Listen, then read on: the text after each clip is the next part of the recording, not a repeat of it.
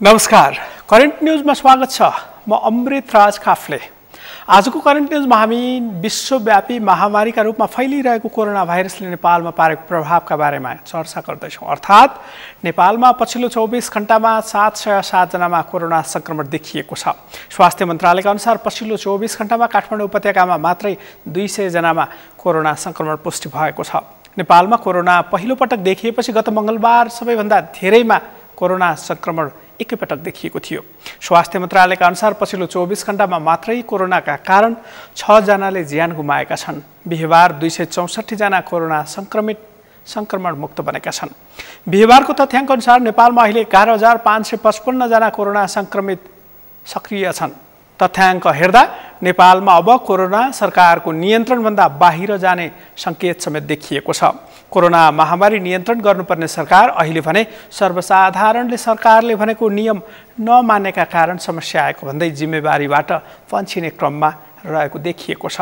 नेपालमा भयावह बन्न लागेको कोरोना सम्बन्धीको अपडेट करेन्ट न्यूजको पहिलो खण्डमा।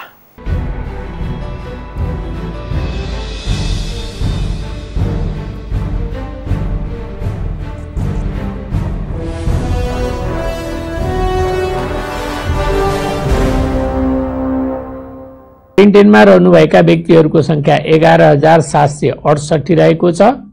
कोभिड-19 संक्रमण मुक्त भई 24 घण्टामा डिस्चार्ज हुनुहुनेहरू 264 जना हुनुहुन्छ र आजसम्म डिस्चार्ज हुनुहुने 17,964 जना हुनुहुन्छ। 1 मा उदयपुरमा 4 जना, झापामा 1 जना, तेह्रथुममा 9 जना, धनकुटामा 1 जना, मोरङमा 9 जना र सुनसरीमा 13 जना हुनुहुन्छ। प्रदेश 2 मा धनुषामा 31, पर्सामा 55, बारामा 8, महोत्तरीमा 15, रौतहटमा 6, सप्तरीमा 19, सर्लाहीमा 93 र सिराहामा 21 हुनुहुन्छ। बागमती प्रदेशमा काठमाडौँमा 174, काभ्रेपलाञ्चोकमा 1, चितवनमा 1, दोलखामा 2, धादिङमा 2, नुवाकोटमा 3, भक्तपुरमा 8, मकवानपुरमा 25, ललितपुरमा 18, सिन्धुपाल्चोकमा 1, सिन्धुलीमा 1 जना हुनुहुन्छ। गण्डकी प्रदेशमा कास्कीमा 19, गोर्खामा 1, तनहुँमा 2, नवलपरासी पूर्व 3, बागलुङमा 8, स्याङ्जामा 1, कपिलवस्तुमा 30, गुल्मीमा 3, दाङमा 4,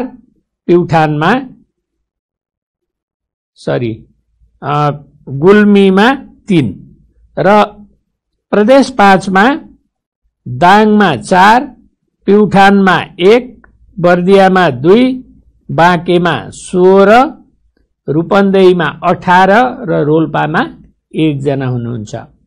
कर्णाली प्रदेशमा कालीकोटमा 1, जाजरकोटमा 1, दैलेखमा 19, रुकुम पश्चिममा 1, सल्यानमा 1 र सुर्खेतमा 1 जना हुनुहुन्छ।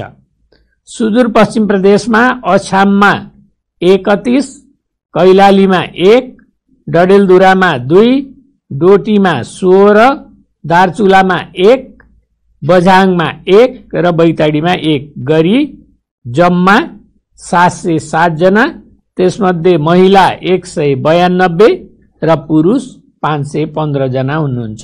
गएको 24 घण्टामा निधन हुनुहुनेको संख्या 6 छ। काठमाडौँको 1 महिला हुनुहुन्छ, मकवानपुरको 1 पुरुष हुनुहुन्छ, सप्तरीको 1 पुरुष हुनुहुन्छ र पर्साको 1 महिला र 2 पुरुष गरी जम्मा 2 महिला र 4 पुरुष गरी 6 जना हुनुहुन्छ। यसरी आजसम्म मृत्यु हुनेको संख्या 126 पुगेको छ।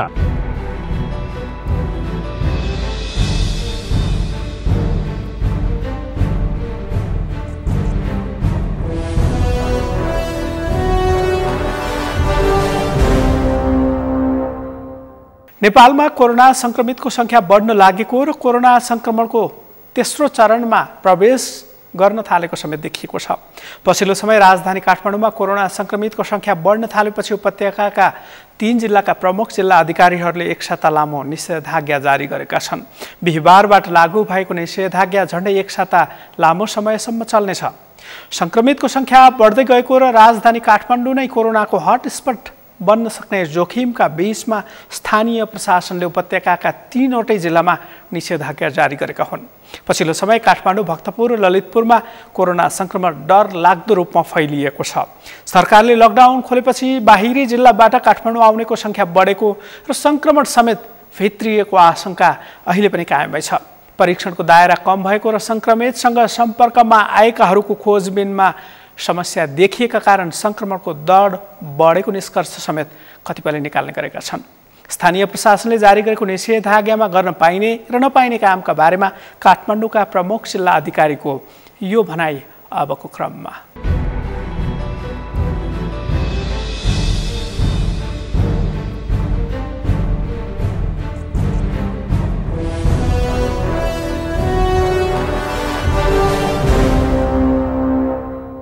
अब काठमाडौँको अहिलेको यो संक्रमणको दर बढेको र यो भयावह स्थिति आउन सक्ने सम्भावनालाई दृष्टिगत गरी हामीले तीनै जिल्लाको प्रमुख जिल्ला अधिकारीहरूको संयुक्त बैठक बस्यौं र यस बीचमा हामी जिल्ला स्तरीय हाम्रो कोरोना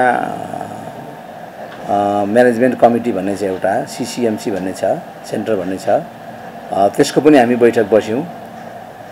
त्यो बैठकको विश्लेषण के रह्यो भने काठमाडौँ उपत्यकामा तत्कालै मान्छेको आवागमनलाई ठप्प नपार्ने हो भने स्थितिले विकराल रूप लिन सक्छ।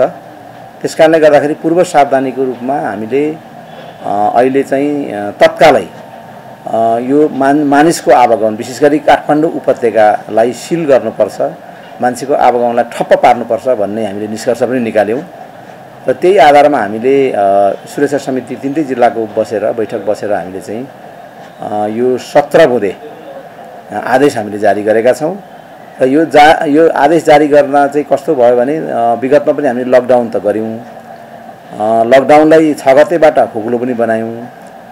यसले गर्दाखेरि मान्छेको आवागमन बढेको कारणले गर्दा नै संक्रमण चाहिँ व्यापक रूप लियो भन्ने चाहिँ विज्ञहरूको निष्कर्ष रह्यो। त्यसकारणले गर्दाखेरि अब अहिले यसको विकल्प भनेको अथवा यसको चाहिँ उपाय भनेकै आवागमन मान्छेको हिन्डुललाई ठप्प पार्ने नै भएको कारणले गर्दा हामीले यसको यो 17 बुँदे हाम्रो जुन आदेश छ यसको उद्देश्य भनेको अत्यावश्यक कामभन्दा बाहेक मानिसहरू बाहिर ननिस्किउन्, अत्यावश्यक सेवा सञ्चालन गर्ने सवारी भन्दा बाहेक सवारी साधन नगुडुन् र मान्छेको आवागमन चाहिँ ठप्पै होस्, ठप्पै पार्नुपर्छ भन्ने हिसाबले हामीले यो जारी गरेका छौं र यो विगतको भन्दा अलि फरक पनि छ र हामीले चाहिँ अहिले यो मन्त्री परिषदको भदौ 1 गतेको निर्णय अनुसार जुन यो संक्रामक रोगन 2020 बमोजिमको जुन आदेश जारी गर्न पाउने अधिकारी मुकरर गर्न सक्ने अधिकार अन्तर्गत प्रमुख जिल्ला अधिकारीलाई मुकरर गर्यो क्याबिनेटको निर्णयले र त्यो निर्णयको आधार र अर्को चाहिँ स्थानीय प्रशासन 2028 को दफा 6(3) बमोजिम निषेध गर्ने जुन आदेश छ त्यो दुईटा आधारमा हामीले चाहिँ यो निषेध गर्ने आदेश हामीले जारी गरेका हौं। अब यसमा चाहिँ कसरी बुझ्नु पर्यो भने यो संक्रमणलाई नियन्त्रण गर्ने उपाय भनेको सोशल डिस्टेन्सिङ, मास्कको प्रयोग र सेनिटाइजरको प्रयोग भन्ने यो प्रोटोकल रह्यो। यो नेपाल सरकारले विगतदेखि नै यो जारी गर्यो। यसलाई पालना गर्ने गराउने कुरामा माइकिङ गर्ने, सचेतना अभियान सञ्चालन गर्नेदेखि लिएर यो गर्यो। तर यो पनि त्यति प्रभावकारी भएन। नभएपछि मान्छेले चाहिँ अब लकडाउन खुलेपछि मानव कर्फ्यू खुलेको हिसाबमा निर्बाध रूपमा आवागमन गर्ने, जाने, भिडभाड गर्ने, रेस्टुरेन्टमा जाने यो खालको प्रवृत्ति पनि देखियो। त्यसलाई पनि हामीले अनुगमन गर्यौं, त्यसको विश्लेषण पनि हामी गर्यौं। भनेपछि अब के त भन्दा अलि निर्मम रूपमा अलिकति कडा भएर चाहिँ तपाईको प्रस्तुत नहुँदाखेरि चाहिँ तपाईको नहुने यदि हो भने त यो त भोलि त भयावह स्थिति देखिने नै हो। किनभने हामीसँग आइसोलेसन सेन्टरको अभाव छ, हस्पिटलको अभाव छ, मान्छेहरू समुदायमा संक्रमितहरू समुदायमा बस्नु परेको स्थिति छ, होम आइसोलेसनमा बस्नु परेको स्थिति छ। भनेपछि त अब यो अवस्थालाई चाहिँ हामीले त्यतिकै छोड्दिने, यसलाई खुकुलै बनाउने हो भने त बर्बाद हुने भयो भनेर नै 1 हप्ताको लागि मात्रै हामीले चाहिँ अब आज राति 3 गते राति 12 बजेदेखि 10 गते राति 12 बजेसम्मको लागि एकदम स्ट्रिक्टली हामीले यो आदेश जारी गरेका छौँ र यो आदेशले के भन्छ भने गर्न हुने काम गर्न नहुने काम भनेको जस्तो अब जात्रा मेला भिडभाड हुने अब यस्ता पर्वहरू भए कार्यक्रमहरू भए सेमिनारहरू भए सभा सम्मेलन लगायतका यावत क्रियाकलापहरू बन्देज त्यसमा गर्न पाइएन र अत्यावश्यक सेवा अन्तर्गतका कार्यालयहरू जस्तो सिडिओ कार्यालय यो कार्यालय बन्द गर्न पाइएन हैन यो कार्यालयमा पनि न्यूनतम कर्मचारी जस्तै बैंक वित्तीय संस्थाहरूको हकमा त्यो सेक्टरलाई पनि हामीले चाहिँ न्यूनतम कर्मचारीलाई बोलाएर सेवा प्रवाह गर्ने भनेको छ। त्यसकारणले गर्दा कार्यालय सरकारी कार्यालयहरू बन्द चाहिँ भएका छैनन् तर ती मध्ये पनि अत्यावश्यक जस्तो वाणिज्य उद्योग आपूर्ति भयो यस्ता यस्ता कार्यालयहरू औषधिका सञ्चालनसँग सम्बन्धित फोहोर मैला व्यवस्थापनसँग सम्बन्धितहरू भए अब यस्ता कार्यालयहरूलाई चाहिँ अब सुचारू गर्नको लागि न्यूनतम कर्मचारी पनि आफै नै तोक्ने कार्यालय प्रमुखले न्यूनतम कर्मचारीबाट सेवा आलो पालो गरेर सेवा सञ्चालन गर्नलाई छुट दिएको छ र कर्मचारीहरू आवागमनको हकमा चाहिँ यसपालिको हाम्रो आदेशमा पास जारी गर्ने हामीलाई व्यवस्था छैन अहिले किनभने पासको व्यवस्थाले पनि के गर्यो भने मान्छे भिड बढ्ने भयो हैन मान्छे आउँछ निवेदन लिएर आउँछ निवेदनमा तोक्लाउनु पर्यो पास जारी गर्नु पर्यो मान्छेसँग कन्टेमिनेटेड हुन सक्ने हुन्छ त्यो रुगा लागेको मान्छे हुन सक्छ त्यसकारणले गर्दाखेरि पासलाई चाहिँ हामीले के गरेका छौँ भन्दाखेरि कार्यालयको हकमा कार्यालयले जारी गरेको फोटोसहितको परिचय पत्र भए पुगो हैन पुगो किनभने अब एक त कार्यालय पनि भनौँ न्यूनतममा मात्रै चल्ने भए हैन सङ्ख्या पनि कम हुने भयो कर्मचारी जस्तो यहाँ मेरो 74 जना कर्मचारी छन् भने आज 7-8 जना कर्मचारी मैले बोलाएको छु त्यसै गरी अरू कार्यालयले पनि अब कम भन्दा कम कर्मचारीबाट सेवा प्रवाह गर्ने अब भर्चुअलबाट सम्भव छ भने भर्चुअलबाट गर्ने अनलाइनबाट सम्भव छ भने अनलाइनबाटै गर्ने त्यो पनि छ तर कतिपय कार्यालय चाहिँ अनलाइन र यो भर्चुअलबाट सम्भव नहुनेको हकमा चाहिँ कार्यालयमै आउनुपर्ने अवस्था हुन्छ त्यसकारणले गर्दाखेरि यो सुविधा दिएको छ यसपालि परिचय पत्र देखाएर जस्तो भनौँ न अब कुनै औषधि ढुवानी गर्ने साधनको हकमा तपाईको तरकारी ढुवानी गर्ने साधनको हकमा खाद्यान्न खाद्य वस्तु ढुवानी गर्ने साधनको हकमा अत्यावश्यक साधनको हकमा हस्पिटल आउने जानेको हकमा हस्पिटल आउने जाने पनि हुनसक्छ नि जस्तो अब तपाईँको डेली तपाईँको चाहिँ नि डायलिसिसवाला हुन सक्छन् त्यो पनि कागज प्रमाण देखाउने र त्यहाँबाट चाहिँ एउटा परिचय पत्र लिएर आफूले चाहिँ त्यो जस्टिफाई गरेर त्यो हिसाबमा चाहिँ हामीले आवागमनलाई सहजीकरण गरेका छौँ र यसमा चाहिँ के छ भने हाम्रो यो आदेशको यदि कसैले उल्लङ्घन गर्छ भने सङ्क्रमण रोग ऐन 2020 र स्थानीय प्रशासन ऐन 2028 बमोजिम हामीले चाहिँ अब अवस्था हेरेर 500 रुपियाँसम्म जरिमाना गर्ने र चाहिँ तपाईँको 1 महिनासम्म कैद गर्ने अधिकार चाहिँ दिएको छ र त्यो हिसाबमा चाहिँ अब कारबाही चाहिँ हामी अगाडि बढाउँछौँ यदि कसैले अटेर गरेर यो आदेशको उल्लङ्घन गर्छ भन्ने। त्यसकारणले गर्दाखेरि फरक के छ भने लकडाउनै नभनिए पनि अहिले यो निषेधित आदेश हो निषेध गर्ने आदेश हो एक्टिभिटीमा निषेध गरेको छ अहिले हैन यो चाहिँ किनभने ठाउँ विशेषमा पुरै ठाउँ अथवा सम्पूर्ण जिल्लाको कुनै भाग वा सम्पूर्ण भागमा आवश्यकता अनुसार चाहिँ जिल्लाको डिडिएमसीबाट निर्णय गराएर गर्न सक्ने जुन अधिकार जुन क्याबिनेटले हामीलाई प्रदान गरेको छ त्यो आधारमा हामीले टेकेर यो आदेश जारी गरेका छौँ र यो 1 हप्ताको लागि चाहिँ अब हाम्रो पनि अनुरोध के हो भने एकदम हामी चाहिँ तपस्याका साथ घरभित्र बसौँ किनभने हाम्रो एउटा चाहिँ भनौँ न अहिले टेस्टिङको काम पनि हामी भइरहेको छ टेस्टबाट पनि एकदम दिनै बढिरहेको पनि स्थिति छ त्यसले गर्दाखेरि अब हामी आइसोलेसन तयारीतिर हामी जुट्नु पनि पर्नेछ तत्त निकायले त निर्देशन पनि यो नेपाल सरकारबाट भइसकेको छ त्यसकारणले गर्दा यो बीचमा चाहिँ अब एकदमै धैर्य धारण गर्नुपर्ने अवस्था छ अहिले अब भिडभाडका गर्ने कुरा छैन जात्रा महोत्सव पर्व मनाउने कुरा छैन अहिले किनभने अहिले यसलाई चाहिँ हामीले अलिकति टाइट गरेर निर्गम भएर काठमाडौँ उपत्यका कम्तीमा पनि अब अरू जिल्लामा पनि छ तर काठमाडौँ उपत्यका आवागमन प्रवेशमा पनि हामीले एकदमै कडाइ गऱ्यौँ भनेदेखि निश्चित रूपमा चाहिँ यसको सकारात्मक परिणाम आउँछ भन्ने हामीलाई लाग्छ।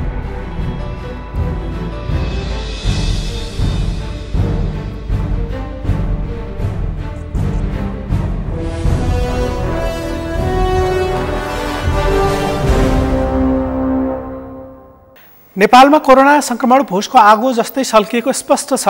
त्यसकै प्रमाणका रूपमा गत मङ्गलबारको संक्रमणको अवस्थालाई समेत लिन सकिन्छ। नेपालमा पहिलो पटक कोरोना संक्रमित भेटिएपछि सरकारले लकडाउन घोषणा गरेको थियो तर गत महिनाबाट सरकारले लकडाउन हटाउने निर्णय समेत गरेको थियो। लकडाउन खोलेपछि नेपालमा कोरोना संक्रमणको दर निरन्तर बढिरहेको छ। अहिले संक्रमणको दर 13 अङ्कले बढ्न थालेको छ। यस्तोमा सरकार सञ्चालन गरिरहेको दल नेकपा भने विवादमा अल्मलिएको छ। सत्तारूढ दल नेकपाको अहिलेको विवाद हेर्दा लाग्छ नेपालमा नेकपा विवाद बाहेक सत्ता सञ्चालन गरिरहेको दलको अरू कुनै जिम्मेवारी नै छैन। यस्तैमा नेपाली काङ्ग्रेसका नेता तथा पूर्व स्वास्थ्य मन्त्री गगन कुमार थापाले स्वास्थ्य सङ्कटकाल लगाउन आह्वान गरेका थिए।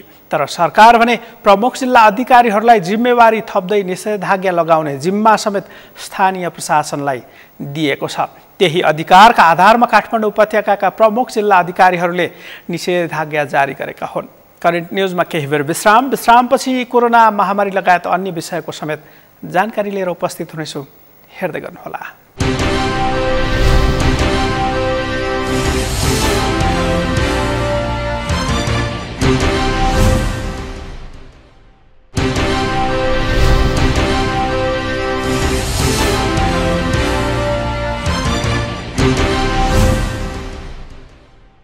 कोरोना संक्रमणले भयावह रूप लिने संकेत देखेपछि सरकारले थप कडाई गर्ने निर्णय समेत गरेको छ।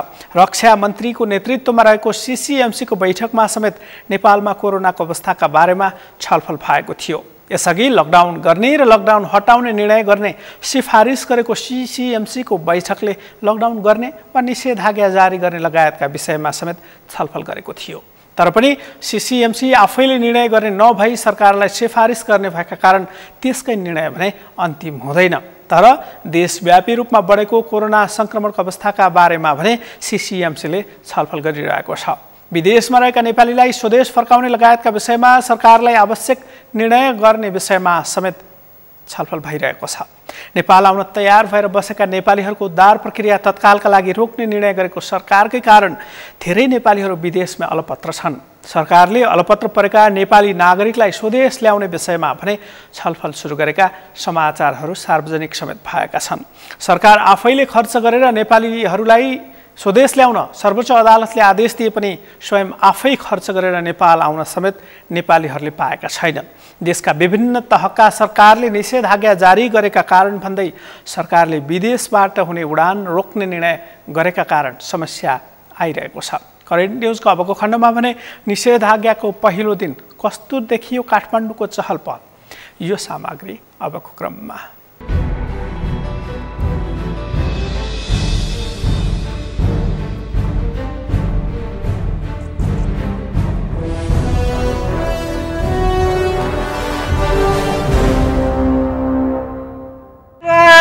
अनावश्यक रूपमा नदिनु होला, आफ्नो घरतिर गइदिनुहोस्।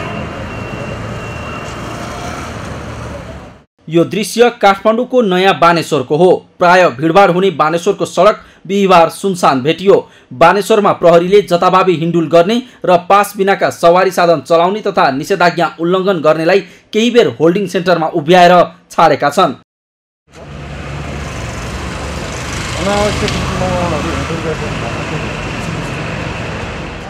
बुधबार मध्यरातबाट सरकारले जारी गरेको निषेधाज्ञाको पहिलो दिन बिहिबार उपत्यका सुनसान बन्यो। लकडाउनको तुलनामा निषेधाज्ञामा अत्यावश्यक काम बाहेक घर बाहिर निस्किनेहरूको संख्या न्यून थियो। अत्यावश्यक सेवाका पसलहरू बिहान 7 बजेसम्म खोल्न अनुमति दिए पनि फाट्टाफुट्ट मात्रै तरकारी, किराना र औषधि पसलहरू खुलेका छन्।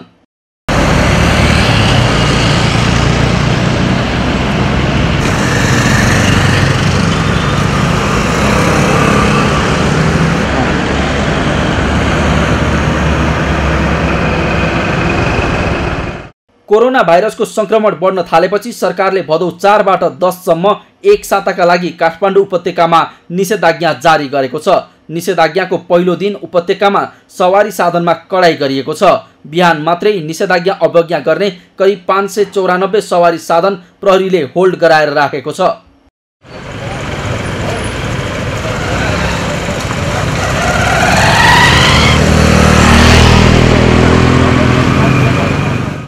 अत्यावश्यक काम, पास वा परिचय पत्र सहित हिँडेका सवारी साधन र मानिसलाई समेत सुरक्षाकर्मीले सोधपुछ गरेर मात्रै छाड्ने गरेका छन्। निषेधाज्ञा उल्लङ्घन गरेको भन्दै उपत्यकामा बिहान 10 बजेसम्ममा 437 जनालाई होल्ड गरेर 2-3 घण्टामा छाडिएको महानगरीय प्रहरी कार्यालयले जनाएको छ।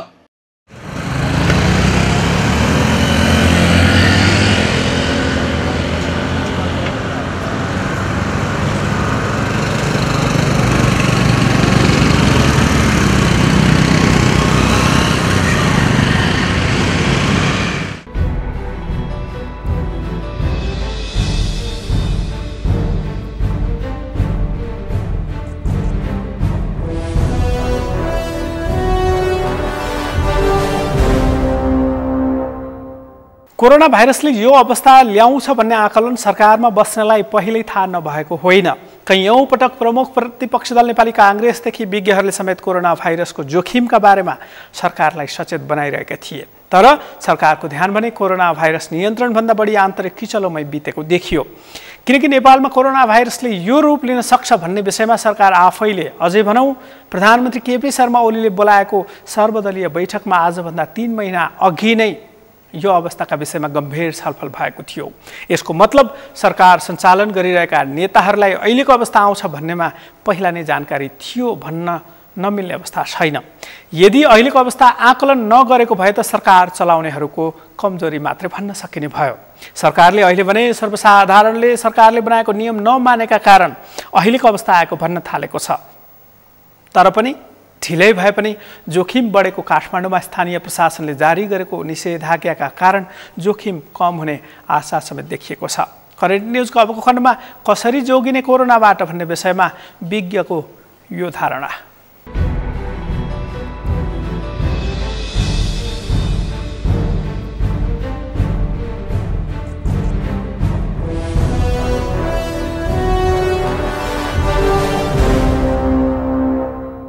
सरकारले चाहिँ आजदेखि निषेधाज्ञा जारी गरेको छ र हामीले यसलाई कसरी बुझ्नुपर्छ भने पहिले लकडाउन थियो। लकडाउन चाहिँ करिब 1.5 महिना चाहिँ राम्रोसँग पालन भयो, त्यसपछि चाहिँ लकडाउन चाहिँ पालन भएन। त्यो हुँदाखेरि फेरि लकडाउन गर्यो भने आम जनताहरूले चाहिँ त्यो पालन गर्न नसक्ने अवस्थामा चाहिँ लकडाउनलाई पुर्याइयो। अनि दोस्रो चरणमा जस्तो सटडाउन भनेर चाहिँ जुन वर्ड निकालियो र त्यो वर्डको कुनै अर्थै भएन र जे चल्नु थियो ती सबै चलिरहे। र अहिले हामीले चाहिँ निषेधाज्ञा भनेको कर्फ्यू नै हो। हामीले चाहिँ निषेधाज्ञा जुन जारी गरेको छ सरकारले। अब अहिले चाहिँ कोरोना सङ्क्रमणदेखिको 8 महिना पुरा भइसक्यो। यो बिचमा नेपालले 4 महिना लामो लकडाउन चाहिँ भोगिसक्यो।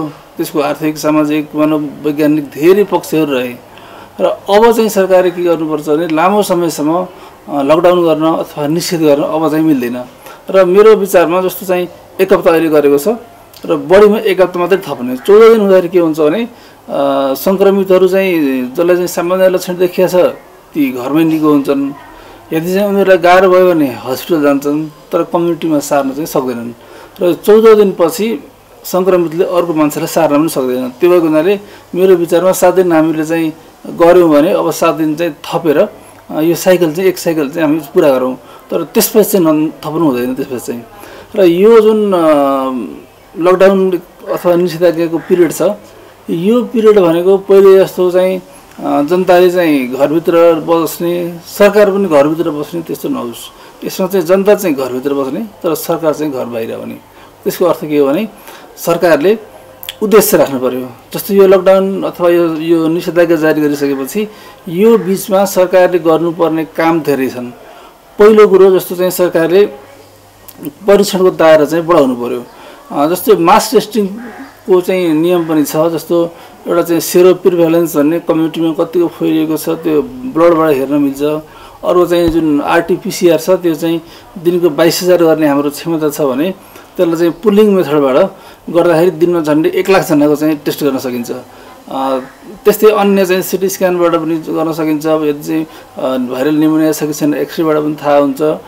त्यस्तै कतिपय ठाउँमा चाहिँ एन्टिबडी चेक गर्नको लागि पनि एउटा चाहिँ कति % हाम्रो चाहिँ पपुलेसन चाहिँ इन्फेक्टेड भइसकेको छ त्यो पत्ता लगाउनको लागि एन्टिबडी चेक गर्न सकिन्छ। यी खालको चाहिँ परीक्षण चाहिँ सरकारले चाहिँ निरन्तर यो बिचमा चाहिँ निरन्तर गरोस् र एउटा चाहिँ कन्क्लुड के निकाल्योस् भने हाम्रो देशमा यति % भूभागमा अथवा यो ठाउँमा चाहिँ सङ्क्रमण बढी छ, यो ठाउँमा कम छ, यो ठाउँमा छैन भन्ने एउटा निष्कर्ष चाहिँ सरकारले निकाल्न सकोस्। पहिलो कुरो। दोस्रो कुरो भनेको जस्तो चाहिँ अहिले चाहिँ अब यो कोभिड-19 को पेसेन्टको लागि छुट्याएको जुन आइसोलेसन वार्ड छ, आइसियु छ, त्यो अहिले नै अब भरिएको स्थिति छ। भने नेपालमा कोरोना सङ्क्रमण त अझै बढ्दैछ र यो जाडो महिनामा चाहिँ अझै बढ्ने चाहिँ जुन आकलन गरिएको छ। त्यसले गर्दाखेरि सरकारले तयारी गर्नु पर्यो। तयारी कस्तो गर्नु पर्यो भने जस्तो कोभिड र नन कोभिड हस्पिटल छुट्याउनु पर्यो। एकै ठाउँमा जसरी इटलीले एकै ठाउँमा कोरोनाको पेसेन्ट पनि र अरू पेसेन्ट पनि राख्दाखेरि चाहिँ ठुलो क्षति चाहिँ भोग्यो। त्योबाट हामीले पाठ सिकेर चाहिँ हामीले के गर्नुपर्छ भने जस्तो चाहिँ उदाहरणको लागि काठमाडौँका चाहिँ 2टा मेडिकल कलेज, 2टा ठुला प्राइभेट हस्पिटल, 2टा चाहिँ ठुला सरकारी हस्पिटल, यसलाई हामीले चाहिँ कोभिड हस्पिटल भनेर यसलाई छुट्याउँ, जहाँ चाहिँ कोरोना बिरामीको जस्तो फिभर क्लिनिक, फ्लू क्लिनिक अनि परीक्षण, त्यसपछि त्यहाँ चाहिँ प्रशस्त आइसियु बेडहरू थप्ने काम गरौँ। त्यसपछि गएर चाहिँ त्यहाँ जस्तो अक्सिजन प्लान्ट चाहिँ स्थापना गरौँ, भेन्टिलेटर राखौँ, त्यहाँ जनशक्तिहरूलाई चाहिँ एकीकृत गरेर त्यहाँ चाहिँ तालिम दिएर कसरी चाहिँ हामीले ह्यान्डल गर्ने, कसरी सङ्क्रमण हुनबाट स्वास्थ्यकर्मी पनि बच्ने, त्यो खालको तालिम प्रदान गरौँ। यसरी गरियो भने के हुन्छ भने अन्य जो बिरामीहरू हुन्छन्, नन कोभिड बिरामीहरू, जस्तो बच्चालाई खोप लाउनु पर्ने हुन्छ, प्रसुति गराउनु पर्ने हुन्छ, त्यस्तै चाहिँ अब दीर्घ बिरामीहरूको लागि निरन्तर परीक्षण गर्नुपर्ने, औषधि खाइरहनु पर्ने हुन्छ। ती बिरामीहरूको लागि नन कोभिड हस्पिटल चाहिँ यदि भएन भने उहाँहरू चाहिँ जस्तो इभन डायलाइसिस गर्न नजाने, किमो लिन नजाने, खोप नलिने, घरमै डेलिभरी गराउने, त्यो खालको चाहिँ अहिले विगतमा चाहिँ सङ्ख्या बढेको छ। त्यसले गर्दाखेरि मातृ शिशु मृत्यु दर पनि बढेको छ। यसले गर्दाखेरि हामीले यो गल्ती चाहिँ गर्न हुँदैन। त्यस्तै चाहिँ काठमाडौँ बाहिरको हकमा जस्तो एउटा मेडिकल कलेज, एउटा प्राइभेट हस्पिटल, एउटा निजी हस्पिटल, त्यस्तै चाहिँ अब जहाँ मेडिकल कलेज छैन, पपुलेसन कम छ, त्यहाँ चाहिँ एउटा प्राइभेट, एउटा निजी, यसरी चाहिँ हामीले स्पेसिफिक गरेर कोभिड हस्पिटल चाहिँ छुट्टै बनाउनुपर्छ। अर्को कुरो यो बिचमा सरकारले गर्नुपर्ने काम भनेको जस्तो अब जनताहरूलाई चाहिँ अब एउटा राहत पनि चाहिँ दिनुपर्ने हुन्छ, किनभने यो जनताहरू चाहिँ दैनिक काम गरेर खाने मान्छेहरूलाई एउटा गुजाराको पनि व्यवस्था चाहिँ सरकारले गर्नुपर्ने हुन्छ। त्यस्तै अर्को कुरा भनेको अब के छ भने सङ्क्रमण धेरै बढ्यो भने बिरामीहरूलाई हस्पिटलमा चाहिँ राख्न सक्ने अवस्था चाहिँ हुँदैन। जसरी पहिले चाहिँ लक्षण नभएकालाई पनि राखियो, अब त्यो अवस्था चाहिँ अब चाहिँ छैन। त्यसले गर्दा के गर्नु पर्यो भने सरकारले स्थानीय निकायका प्रत्येक ओडालाई चाहिँ डाटा लिन लगाउनु पर्यो। डाटा लिँदाखेरि कति परिवार आफ्नो घरमा बस्छ, कति परिवारले चाहिँ फ्ल्याट लिएर बसेको छ, कति परिवार चाहिँ एउटा वा दुईवटा कोठामा बस्छ, यो कुरो प्रत्येक ओडाबाट डाटा लिनु पर्यो। यसरी डाटा लिएपछि के हुन्छ भने जो आफ्नो घरमा बस्छ अथवा फ्ल्याटमा बस्छ उसलाई चाहिँ होम आइसोलेसनको लागि हामीसँग डाटा हुन्छ र त्यो व्यवस्था गर्न सकिन्छ। दोस्रो कुरो चाहिँ जसलाई आफ्नो घरमा बस्ने वातावरण छैन उहाँहरूलाई आइसोलेसन केन्द्रको चाहिँ व्यवस्था गर्नु पर्यो। र आइसोलेसन केन्द्रहरू जस्तो सम्बन्धित ओडामै पनि जस्तो चाहिँ अब सरकारी भवन, सामुदायिक भवन, होटल, पार्टी प्यालेस कुन छन् र कतिजनालाई चाहिँ हामी त्यहाँ राख्न सक्छौँ त्यो डाटा चाहिँ सरकारलाई चाहिँ दिनु पर्यो। र त्यो अनुसार सरकारले त्यहाँ चाहिँ बेडहरू स्थापना गर्ने, त्यहाँ चाहिँ स्वास्थ्यकर्मीको दरबन्दी राख्ने अस्थायी रूपमा। त्यो गरिसकेपछि के हुन्छ भने अब धेरै जसो चाहिँ मान्छे आफ्नो घरबाटै निको हुन्छन्, घरमा बस्ने वातावरण नभएको आइसोलेसन केन्द्रबाट त्यहाँबाट निको हुन्छ। र हस्पिटल चाहिने भनेको त 5% मात्रै हो, जसलाई चाहिँ आइसियु, भेन्टिलेटर अथवा अक्सिजन चाहिन्छ त्यस्तोको लागि चाहिँ मात्रै चाहिँ हस्पिटलमा लिने। त्यो गऱ्यो भने के हुन्छ भने एउटा चाहिँ सङ्क्रमितलाई व्यवस्थापन गर्ने प्रणाली चाहिँ एकदमै चुस्त हुन्छ। त्यो चाहिँ गर्न चाहिँ जरुरी छ। र हामीले एउटा कुरा के बुझ्नुपर्छ भने भेन्टिलेटरमा गइसकेपछि बिरामी चाहिँ फर्किने सम्भावना कम हुन्छ। त्यो हुँदाखेरि हामीले भेन्टिलेटर थप्ने जोड नगरौँ। त्यसको साटो यदि हामीले चाहिँ अक्सिजन प्लान्ट चाहिँ प्रत्येक हस्पिटलमा अक्सिजन प्लान्ट राख्यौँ भने त्योबाट चाहिँ धेरै मान्छेलाई चाहिँ बचाउन सकिन्छ। र खास गरी यो कोरोनाको सङ्क्रमणमा अक्सिजनको सेचुरेसन एकदमै लो हुन्छ, त्यसले गर्दाखेरि उहाँहरूलाई चाहिँ अक्सिजन नै चाहिने हो। त्यो हुँदाखेरि चाहिँ हामीले अक्सिजन प्लान्ट स्थापना गर्नेतर्फ चाहिँ एकदमै बढी जोड दिनुपर्ने चाहिँ आवश्यकता हुन्छ। अर्को कुरा भनेको के भने जस्तो विदेशमा चाहिँ धेरै नेपालीहरू हुनुहुन्छ, जस्तो चाहिँ उहाँहरू चाहिँ रोजगारी गएको छ, उहाँहरू चाहिँ अब के अरे लकडाउनले गर्दाखेरि चाहिँ अहिलेसम्मको चाहिँ उहाँहरूले बसेर चाहिँ खाएर पैसा पनि सिद्धिएको छ, धेरैजना दीर्घ बिरामी पनि हुनुहुन्छ। त्यसले गर्दाखेरि उहाँहरूको चाहिँ एकदम अत्यन्तै कष्टकर जीवन चाहिँ बाँचिरहनु भएको छ। र चाहिँ सरकारले चाहिँ आफ्नो दायित्व चाहिँ पुरा गर्नको लागि कहिले पनि अलमल गर्नु हुँदैन। र दुःखको कुरा के छ भने मलाई धेरै देशबाट चाहिँ नेपालीहरूले उहाँहरूले लेख्नुहुन्छ चाहिँ अब अरू सबै देशका सरकारले ल्याइसक्यो, हामी मात्रै नेपाली यहाँ बाँकी छौँ, हामी पनि एउटा चाहिँ कोठामा चाहिँ कोचेर राखेको छ। त्यसपछि धेरै नेपालीले चाहिँ अब आत्महत्या गर्न भन्ने अवस्था आएर त्यो ग्रिलहरू सबै काटेर झ्यालटोको बन्द गरेर चाहिँ राखिदिएको छ। त्यो हुँदाखेरि हामी चाहिँ त्यो जीवन र मरणको दोसाथमा हामी पुगिसकेका छौँ। यस्तो बेलामा सरकारले चाहिँ उद्धार गर्दैन भने त्यो सरकार हामीले के काम लाग्यो भनेर धेरै नेपालीहरूले त्यो एकदम कष्टकर जीवन चाहिँ बाँच्नु भएको छ। र दुःखको कुरा हिजो चाहिँ एउटा फ्लाइट पनि गयो, फर्केर आयो फेरि मान्छे नलिकन। यस्तो गैर जिम्मेवारीपूर्ण काम चाहिँ सरकारले गर्न मिल्दैन। यहाँ हामीले चाहिँ राख्ने ठाउँ छैन भनेर किन छैन? काठमाडौँमा जति पनि राख्ने ठाउँ छ। यहाँ चाहिँ जस्तो चाहिँ धेरै सामुदायिक भवन छन्, सरकारी भवन छन्, होटेलहरू छन्। होटेलसँग नेगोसिएसन गर्ने, कम प्राइसको होटेलमा चाहिँ दिनको 2000, दिनको 1500 तिर्ने होटेलमा राख्न सकिन्छ। त्यस्तै चाहिँ उहाँहरू पैसै नभएको मान्छेलाई उहाँहरू चाहिँ सरकारले निःशुल्क उद्धार पनि गर्नुपर्छ र यहाँ निःशुल्क पनि राख्नुपर्छ। र यो काम पनि यो समय अवधिमा चाहिँ गर्नुपर्ने हुन्छ। त्यस्तै अर्को कुरो के छ भने जस्तो हामीले जुन के काम गरिरहेका छौँ अहिलेसम्म भने पाल पर्छ र त्यो पाललाई हामीले माथिबाट छेक्ने काम गरेका छौँ। तर यो भने के भने सङ्क्रमित चाहिँ आइरहेका छन्। जस्तो चाहिँ भारतबाट पनि दैनिक अहिले चाहिँ दिनको 1000 त चाहिँ वैध बाटोबाट आइरहेछन्।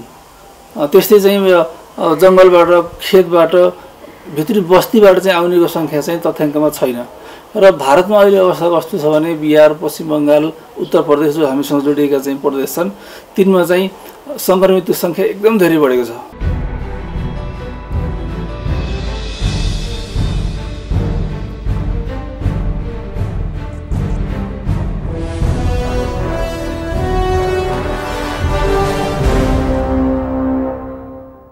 कोरोना भाइरसका कारण यो सामग्री तयार पार्ने बेलासम्म संसारभर झण्डै 2 करोड 26 लाख बढी नागरिक संक्रमित बनेका छन्। 7,91,000 बढीको ज्यान गएको छ। 1 करोड 53 लाख बढी उपचारपछि निको पनि भइसकेका छन्। संसारभर कोरोना भाइरसको संक्रमण बढ्दै गइरहेका बेला कोरोना विरुद्धको खोप निर्माणका काम समेत तीव्र रूपमा भइरहेका छन्।